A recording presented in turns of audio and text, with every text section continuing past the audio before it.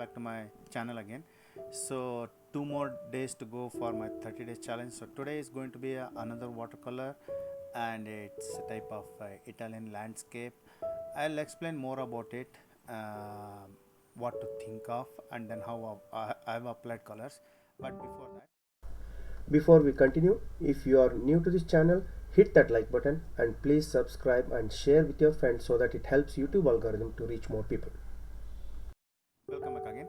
So this is going to be watercolor again, and Italian landscape, the flowers, and the background actually has everything is actually in perspective, but you can see that the horizon is a little bit above those buildings. I could have taken horizon down and then just painted plain sky and then trees around it and then the foreground. There are different ways you can actually paint that the flower, if it is in either it is watercolor or otherwise even acrylic. Different ways, just depends on how much detail or how slow you can actually apply layer by layer and then bring out the details. So I've just used filbert brush, which I didn't think of actually using it, but I thought maybe that will just speed up the process. Main thing is it's just the notation, so it just has to look that perspective wise, the color and then the shape. So if what I could have done is first applied one layer of color and then use a small brush, and then first the far away ones I'll put little bit of dot, and as I come down I can actually put little bit of longer lines.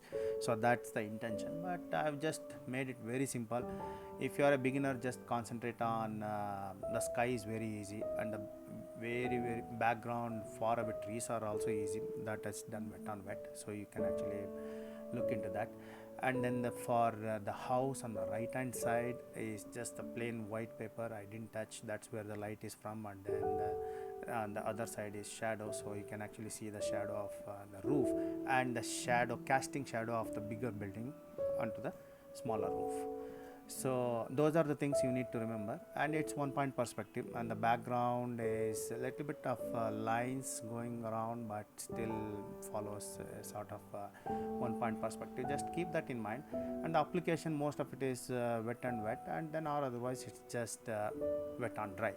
So follow along with this. It's a very easy painting. I would if you are new to painting or if you are a beginner, you can try it out. I wouldn't say it's going to be that easy, but you can try it out. Just go step by step. If you are intermediate, I think you should be able to do this. It's not an advanced one. So advanced one, there are many paintings on my channel itself.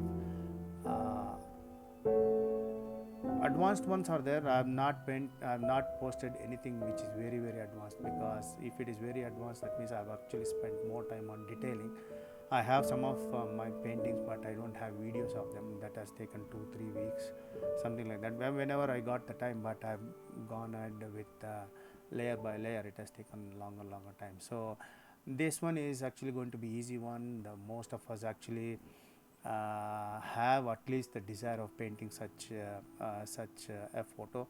So give it a go at it, and then let me know how it turns out, and then I'll see you in my tomorrow's last 30-day challenge.